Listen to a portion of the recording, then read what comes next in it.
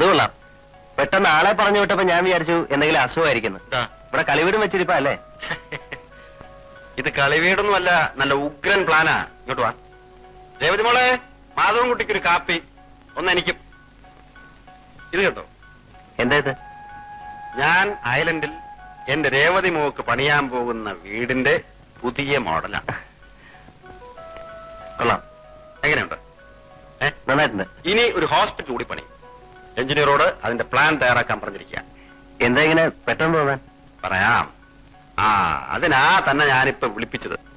തന്നെ വളർത്തിയതും പഠിപ്പിച്ചതും ഒക്കെ ഞാനാണെന്നാണല്ലോ താനീ കാണുന്ന നാട് മുഴുവൻ പറഞ്ഞു നടക്കുന്നത്. സത്യല്ലേ? ഒന്നും തിരിച്ചു പ്രതീക്ഷിച്ചിട്ടല്ല ഞാൻ ഇന്നു വരെ ആർക്കെങ്കിലും എന്തെങ്കിലും ചെയ്തിട്ടുള്ളത്. ഇപ്പോ ആയുസ്സിൽ ആദ്യമായി ഞാൻ ഒരു കാര്യം തന്നോട് ആവശ്യപ്പെടുകയാണ്. ഒരു വരം. എന്താ? പറയട്ടെ. മാധവൻകുട്ടി എന്റെ രേവതിയെ കല്യാണം കഴിക്കണം. അതെ, മകളെ തിരിച്ചു കിട്ടിയ സന്തോഷത്തിൽ തുള്ളിച്ചാടി നടക്കുകയാണ് ഞാൻ. എന്റെ കണ്ണ് അടയുന്നതിന് മുമ്പ് എന്റെ മോളെ കല്യാണം നടക്കുന്നത് എനിക്ക് കാണണം.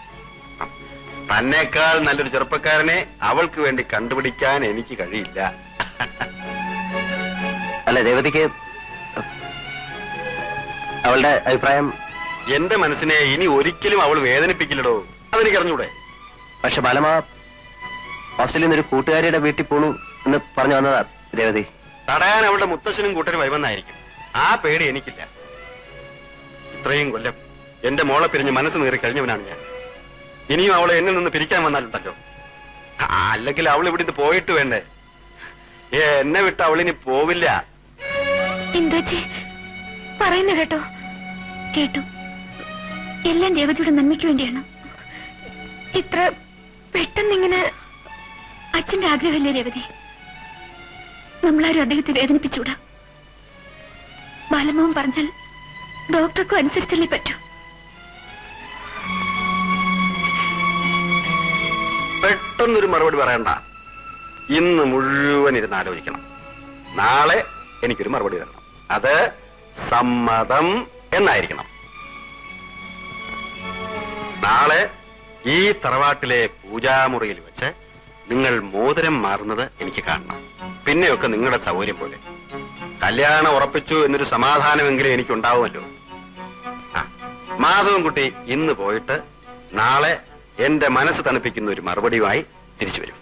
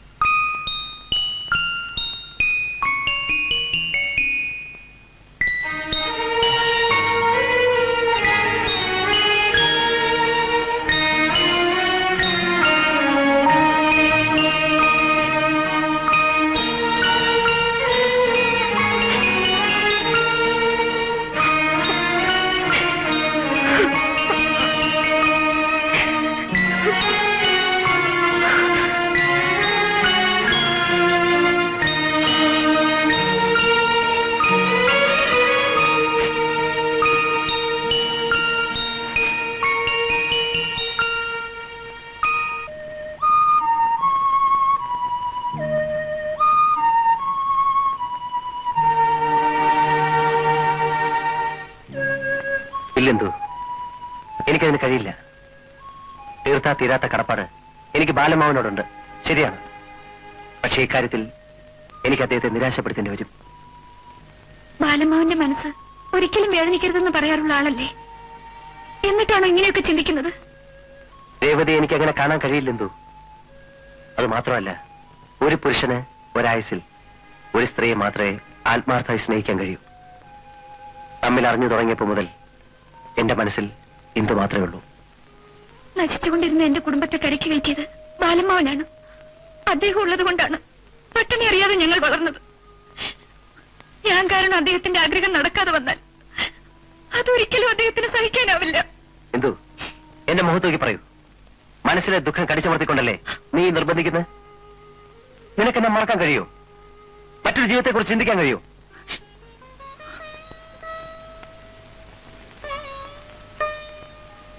ഇന്ന് പെട്ടെന്ന് അത് പറഞ്ഞപ്പോ മറുപടി മറുപടി പറയാൻ എനിക്ക് വാക്കുകൾ കിട്ടിയില്ല. പക്ഷെ തുറന്നു പറഞ്ഞാൽ മതിയാവും. ഇന്ന് മുഴുവൻ ആലോചിച്ച് മനസ്സ് തണുപ്പിക്കുന്ന ഒരു മറുപടിയുമായി നാളെ തിരിച്ചു വരാനാണ് ബാലമാവൻ പറഞ്ഞത്. നാളെ ഞാൻ വരും. പക്ഷെ എത്ര ആലോചിച്ചാലും പറയാൻ പോകുന്ന മറുപടി നോ എന്നായിരിക്കും. ഇന്ന് പോയിക്കോളൂ.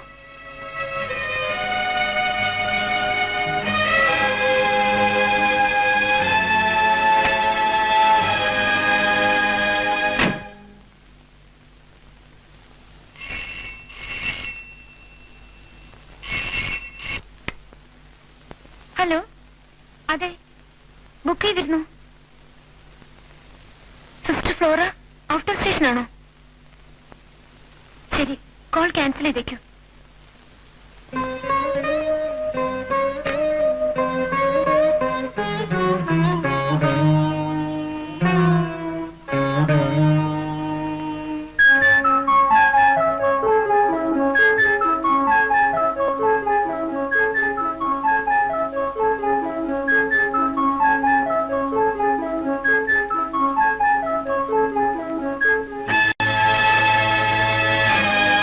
രേവതി, ഇങ്ങോട്ട്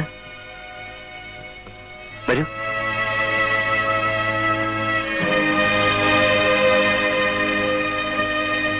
ഇരിക്കൂ.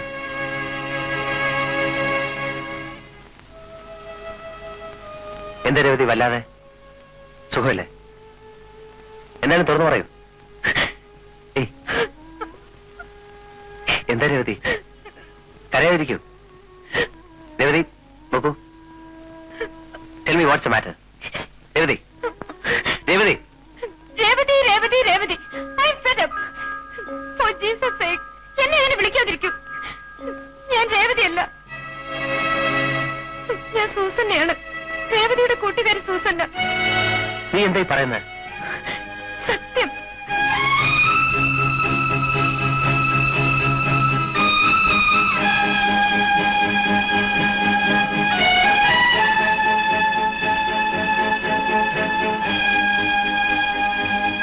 സാരമില്ല, സമാധാനായിരിക്കൂ.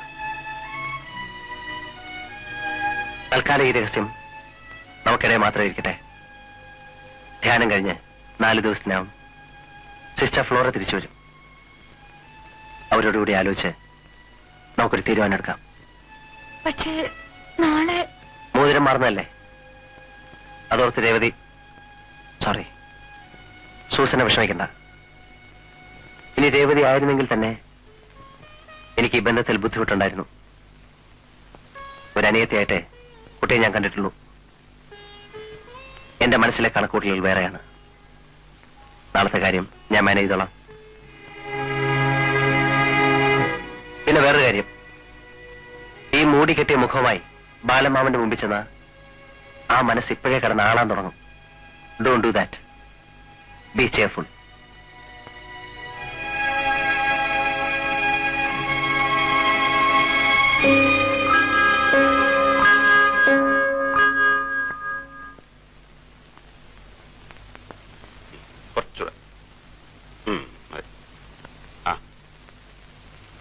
ചിക്കൻ അവിടെ കൊടുക്ക. അയ്യോ വേണ്ട. എന്തോ കഴിക്കേ. എന്തോ എന്താ എന്തോ ഇത്? നമ്മളൊക്കെ ഒരുമിച്ചിരുന്നല്ലേ? ഞാനിത് 2ാമത്തെ പ്രാവശ്യമായി. എന്തുട്ടി അച്ഛന് പുളിശ്ശേരിയാ? ആണോ? എന്നാ കുറച്ചുകൂടി വിളിച്ചേ. ഞാൻ പറയാം മോളെ, ഈ തടി കുറയ്ക്കാൻ ഭക്ഷണം കുറയ്ക്കണമെന്ന് പറയുന്നത് വെറുതെ. ചിലരുണ്ട് നല്ല ഒന്നാന്തരം ആഹാര സാധനവും മുന്നിൽ വെച്ച് വെള്ളം ഇറക്കിയിരിക്കും. എന്നിട്ട് ഒരു ചപ്പാത്തിയും ജീരവെള്ളവും കഴിക്കും. എന്തൊരു ഗതികേടാണെന്ന് നോക്കണേ. നിങ്ങൾ രണ്ടുപേരും അക്കാര്യത്തിൽ വിഷമിക്കേണ്ട ആവശ്യമില്ല. ഒന്നാമത് നിങ്ങൾക്ക് രണ്ടുപേർക്കും തടിയില്ല. ഇനി കഴിക്കാതിരുന്നിട്ട് ഉള്ള തടി കൂടെ കളഞ്ഞ അസുഖമൊന്നും വരുത്തി വെക്കണ്ട. പിന്നെ ദേവിട്ട് വേണമെങ്കിൽ അല്പം ഒന്ന് ശ്രദ്ധിച്ചോട്ടെ. യോ എനിക്ക് ഇച്ചിരി ചോറ് കഴിച്ചില്ലെങ്കിൽ രാത്രി ഉറക്കം വരത്തില്ലേ? ഓ അതെ, അതന്നെയാണല്ലോ ജോലി. എന്താ? എനിക്ക് വിശക്കുന്നില്ല. വിശക്കുന്നില്ലെങ്കിൽ കഴിക്കണ്ട, പോയി കൈ കഴിക്കോളൂ. മോള് കഴിക്കും.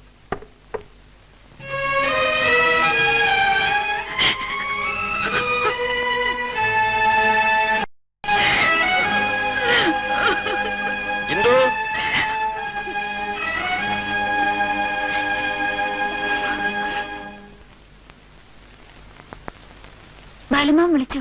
ആ വിളിച്ചു. രേവതി ഉറങ്ങിയോ? കിടന്നു. ഇന്ദുവിനോട് ഞാൻ പറഞ്ഞില്ല. മാധവൻ കുട്ടിയോട് ഞാനിന്നൊരു കാര്യം സംസാരിച്ചു. നമ്മുടെ രേവതിയെ മാധവൻ കുട്ടിയെ കൊണ്ട് കല്യാണം കഴിപ്പിക്കുന്ന കാര്യം എനിക്ക് ആലോചിക്കാനും പറയാനും അധികം ആളുകളൊന്നും ഇല്ലല്ലോ. അയ്യപ്പൻ പിള്ളയോടൊന്ന് സൂചിപ്പിച്ചു. ഇപ്പതാ ഇന്ദുവിനോട്. അയ്യപ്പൻ പിള്ള പറഞ്ഞത് അവൾക്കും അവനും ഇതുപോലൊരു ഭാഗ്യം ഉണ്ടാവാനില്ല എന്നാണ്. എന്താ ഇന്ദുവിന്റെ അഭിപ്രായം? നല്ലതാണ്. കുറച്ചു ദിവസമായി മനസ്സിൽ ഇങ്ങനെ തോന്നാൻ തുടങ്ങിയിട്ട്. രേവതി വന്നതിന് ശേഷം മരണത്തെപ്പറ്റി ഞാൻ ആലോചിക്കാറേ ഇല്ലായിരുന്നു. എങ്കിലും എപ്പോഴാ വന്ന് വിളിക്കാന്നറിയില്ലല്ലോ. പെട്ടെന്നെന്തോ അങ്ങനെയൊക്കെ തോന്നുന്നു. ഒന്നും സംഭവിക്കില്ലായിരിക്കാം. എങ്കിലും അവളെ വിശ്വസ്തനായ ഒരാളെ ഏൽപ്പിച്ചു എന്ന മനസമാധാനത്തോടെ വേണം എനിക്ക് മരിക്കാൻ. മാധവൻകുട്ടിയെ പോലെ വിശ്വസ്തനായ ഒരാളെ നമ്മുടെ രേവതിക്ക് വേറെ കിട്ടുമോ? അല്ലേ എന്തു? അതെ.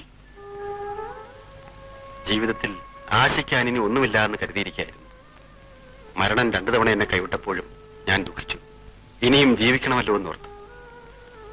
ഇപ്പൊ സത്യം പറഞ്ഞാൽ അങ്ങനെയൊക്കെ ചിന്തിക്കാൻ കൂടി വിഷമമാണ്. ജീവിച്ച് മതിയായില്ല എന്ന് തോന്നുന്നു. മാധവൻകുട്ടി രേവതിയുടെ കഴുത്തിൽ താലി കെട്ടുന്നത് കാണണം. അവരൊന്നിച്ച് ജീവിക്കുന്നത് കാണണം. അവർക്കുണ്ടാകുന്ന കുട്ടികളെ എടുത്ത് ഓമനിക്കാൻ കഴിയണം. ഒരച്ഛനായതിന്റെ സുഖം ഇപ്പോഴാണ് ഞാൻ അറിയുന്നത്. എന്തു നാളെ നമുക്ക് അവരുടെ മോചനമാറ്റം നടത്താം.